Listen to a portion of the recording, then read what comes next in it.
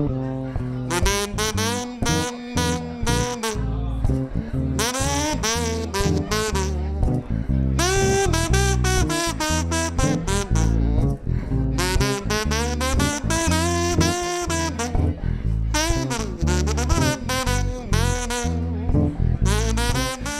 we always do, first up, is have an open mic section.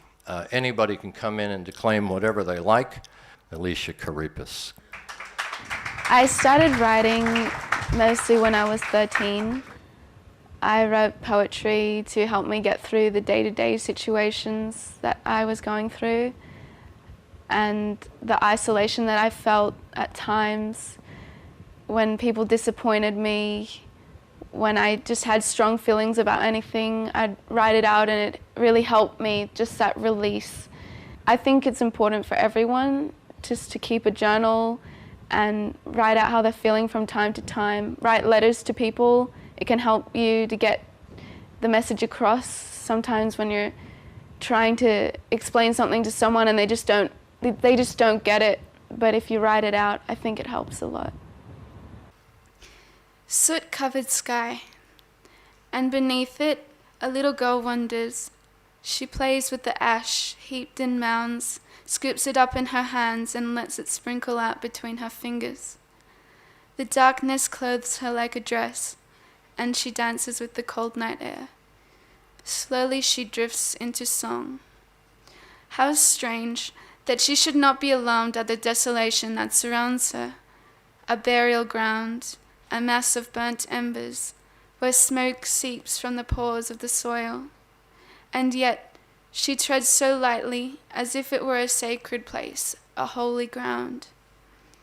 All was silent, except for her tiny voice that trailed and called with the soft tremble of her lips, resonating sweetness with every syllable. The world stood on its tallest point to listen. The wind left footprints in her ear. I do not cry for the death that surrounds me, or for the loss of nature's surroundings, but instead I rejoice for the new life that will arise from the ashes of such strife, and take form as a delicate and beautiful being. Thank you. Thanks for having me. Sam Alfonso, are you in the room? Here he comes, ladies and gentlemen, Sam Alfonso. I'm not a taxi. Stop leaving your garbage in the back seat. I'm happy to drive you guys around town, but don't act like a clown. Throwing Mars bars and half-eaten McDonald's burgers out the window onto parked cars. You know, being a douche isn't the only way to spark laughs. If any of your spit hits the back window, I'm going to make you lick it off, I said to him in my head. But I look at him and laugh instead, because I'm a tolerant friend who doesn't seem to mind when his friends take his kindness for weakness. Thank you.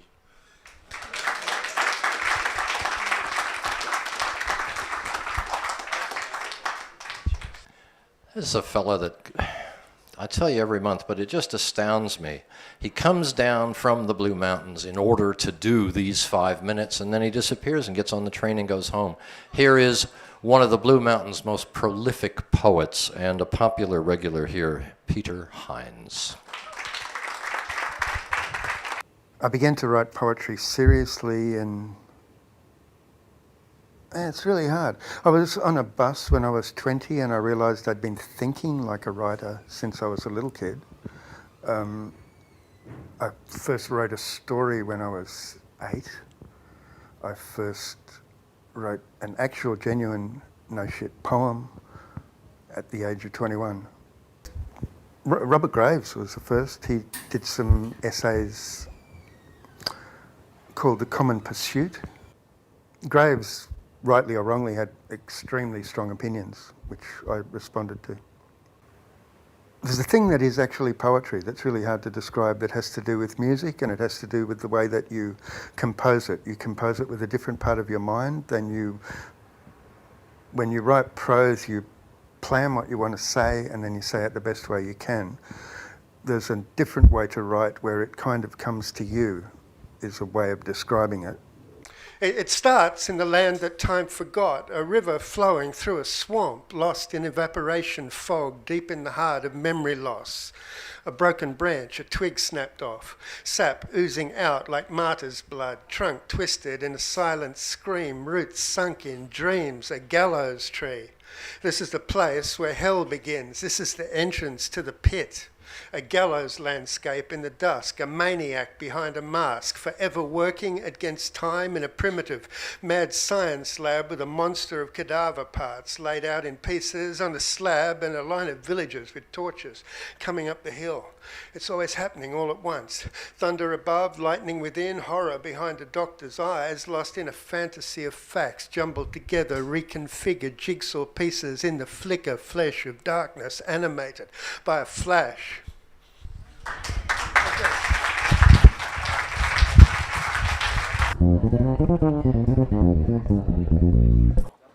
Here is one of my favorite poets in town. She's also a lovely torch singer, Edwina Blush. Make her welcome.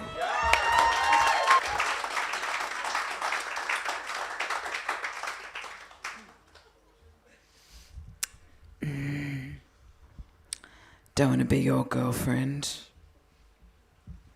Don't want to be your wife.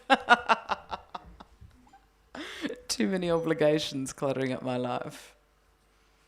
But I've got a fine solution. If you want me to stay with you, use your imagination. Here's all you have to do. Think of me as your cat. You can get used to that. Frolic in your garden, slightly overfed, feeling warm and purry, hogging all the bed. Obligation free. It would be such fun, chasing after butterflies, sleeping in the sun.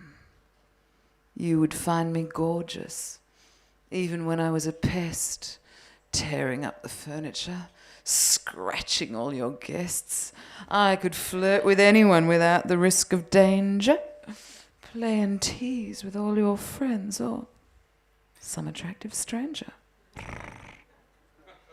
I could just ignore you if you're in a mood, go out late with all my friends and just come home for food. And it wouldn't piss you off I treated you like that. I could get away with it. If I was your cat.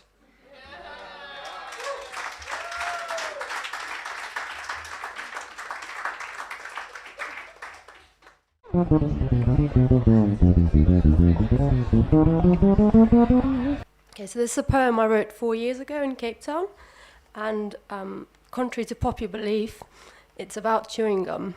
Just keep that in mind when you're listening to it. Mindless hours of eternal bliss, from sunset to sunrise, with whispers and candlelight. Peel off my crispy garment, reach for me with your fingers, hungry with forbidden desire. Let my sweet aroma take thee to paradise. Fondle my delicate skin with your lips. Let me sample thy breath and melt on your tongue. Make your mouth water with my exquisite juices. Let your lips savor my nakedness. I will satisfy your cravings all night long. I will unleash thy forbidden desires, make thee go wild and scream in delight. Bend my body in every direction, penetrate me from any position. Enter me from behind and upside down. Spread your mouth over my pink flesh.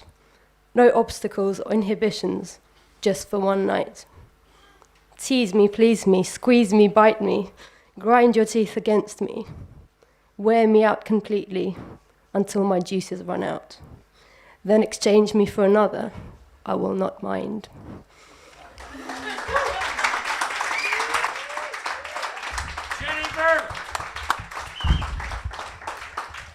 I'll have some of what she's having. Okay. Now, we need some scores.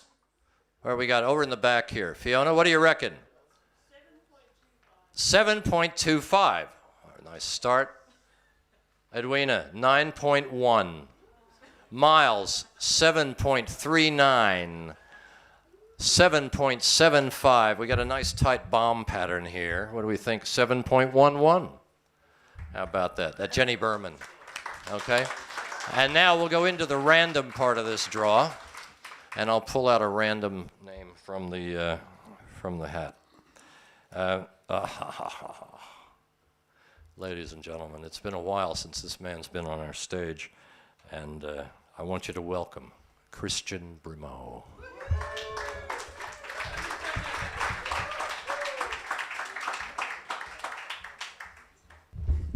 That's me, Christian Brimo.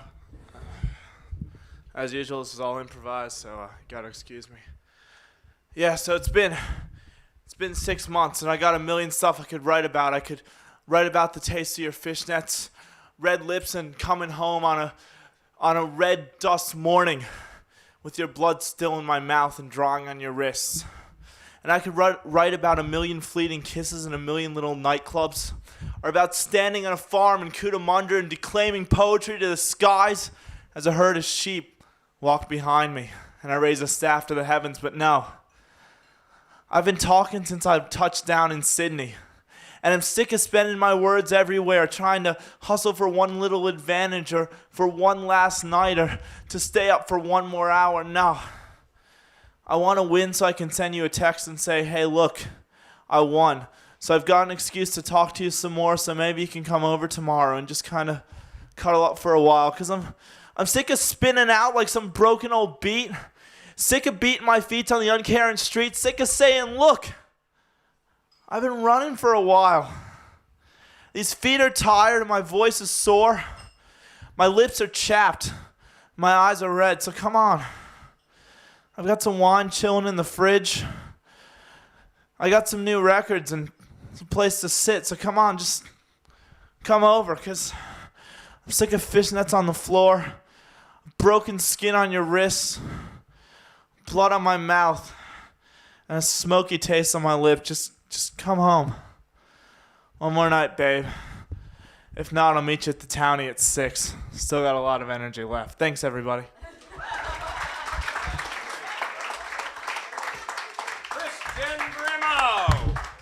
Christian Brimo, here we go.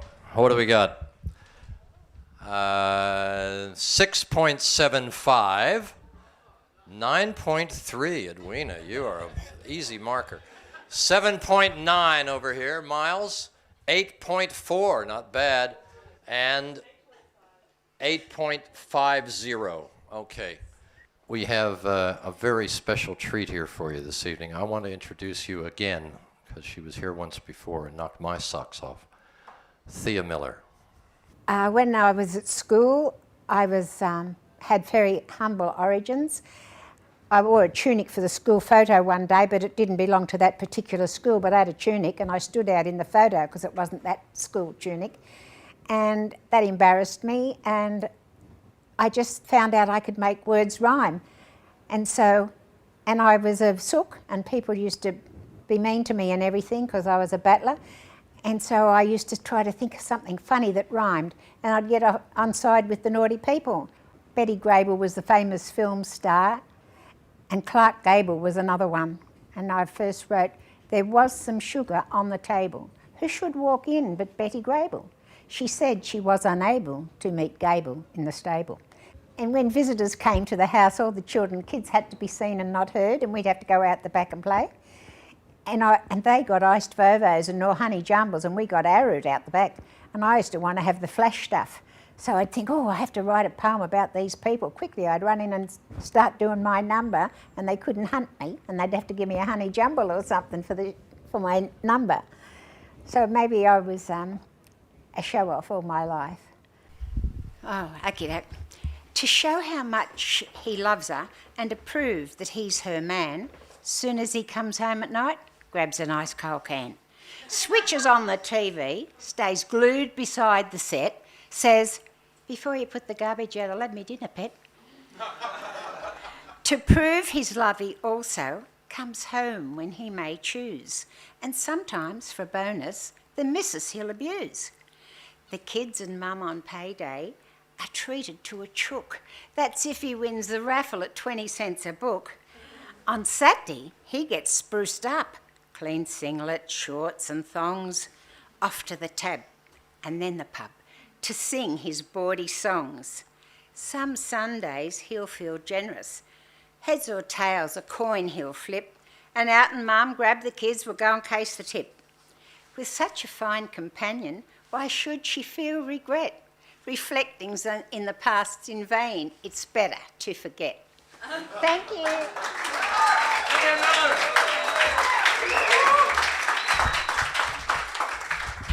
Thea Miller. What do we got? Yes, young man. 8.95. Nice.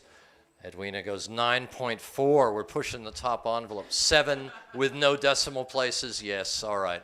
8.7 and 7.29. 7.25. Thank you. That was Thea Miller. Okay. B-H-U-P-E-N. This is Bhupen Thacker. Please bring up Bhupen. He's been here a few times. Well, my background is kind of unusual, perhaps, or maybe usual, in the sense that I was very heavily, or still am partly, in international finance, which is quite a favorite topic of everyone, but I specialized in all that sort of hedge funds and all that kind of thing. But the urge to write poetry grew stronger and stronger, so what I do now is spend half my day on the finance and the other half on creative work. Because financial markets really represent the rhythms of the world, so to speak, and poetry puts it in words. So really I don't see much of a difference between the two. I think I was always a writer, but my background, the Indian background, especially the ones who migrate, art is not regarded as a very good area to be working in, so everyone pushes it down. So, I think everyone had been pushing that energy down, but the energy wouldn't stay down, and so suddenly in Spain one night it came through. What I believe is that we are storytellers or communicators of ideas. We receive ideas, and sometimes the idea can be best represented as a poem, sometimes as a story, sometimes as a play. And I think increasingly we live in this multimedia, multidimensional world. And so, the audience are probably get a bit tired of once upon a time and that sort of story, and then there's a happy ending. Let me add that I was taught English in a way that you should feel English rather than worry about nouns and pronouns. So my approach has always been how I feel. Easy music playing, roast meat, 2 vegetables, a glass of water. Easy music playing, dinner with the Prime Minister, Kevin Rudd. His mother loved him, his final thoughts on dying. Committee, committees, committee, committees. Baseball game on television, fried chicken, French fries, a can of Pepsi. Baseball game on television. Dinner with the President, Barack Obama. His mother loved him, his final thoughts on dying. We won. Silence, roast meat, 2 vegetables, a glass of whiskey. Silence. Dinner with the Prime Minister Winston Churchill. His mother loved him. His final thoughts on dying. I survived my depression. The sound of silence. Roast almonds, grapes, olive oil, lemon juice. The sound of silence. Dinner with Mahatma Gandhi. His mother loved him. His final thoughts on dying. Hey Ram, hey Ram, hey Ram. The sound of sunshine, beak stepping, branches moving, some grain, lunch with a white dove. Her mother loves her, her final thoughts on dying. Cuckoo. I asked the dove, is it the red dancing shoes you wear, or is it your warm orange smile to all? Or is it your complete yellow awareness of yourself? Or is it that quiet walk we had in that deep green rainforest when you rescued that tiny other pink injured bird? Or is it your gentle light blue voice, your clever purple mind, your golden sincerity? Or is it that white lotus within you, which only I can see? And is that how you would describe love? Cuckoo, cuckoo, cuckoo.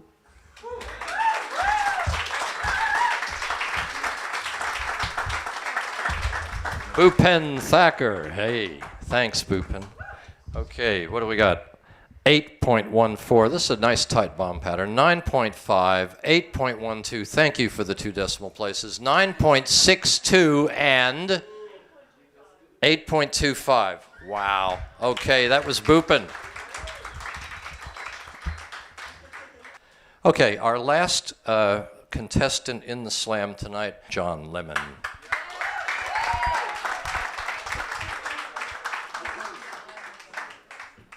This is a poem based on those weird words in our national anthem, girt by sea, our home or our land is girt by sea. I don't even know the words myself. I was chatting with Gert at her home by the sea over a hot cup of tea. She's a bit of a flirt, sports a short skirt, an Aussie who's young and free. This babe is a beauty, a rich and rare cutie, her fair hair kissed by the sun. So I chatted her up when I finished my cup, and my advance was the Australian one. I said, "Listen here, Gert, I'm dishing the dirt." As I went down on one knee, "I'm in love with you, honey. You can have all my money, please. Will you marry me?" Well, Gert made the right choice, and now we rejoice with her looking after me. No more on the skids. I'm a dad with 2 kids, and my home is with Gert by the sea. Thank you.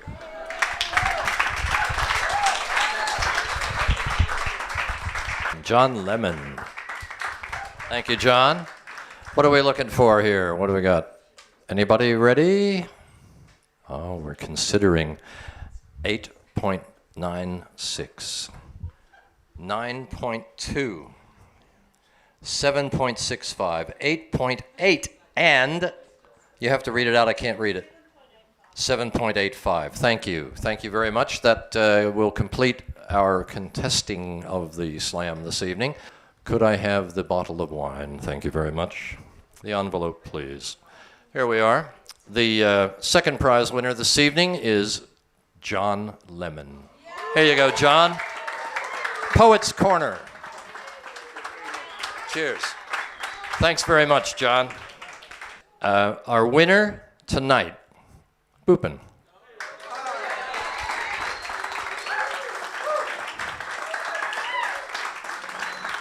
Bhupen, come here.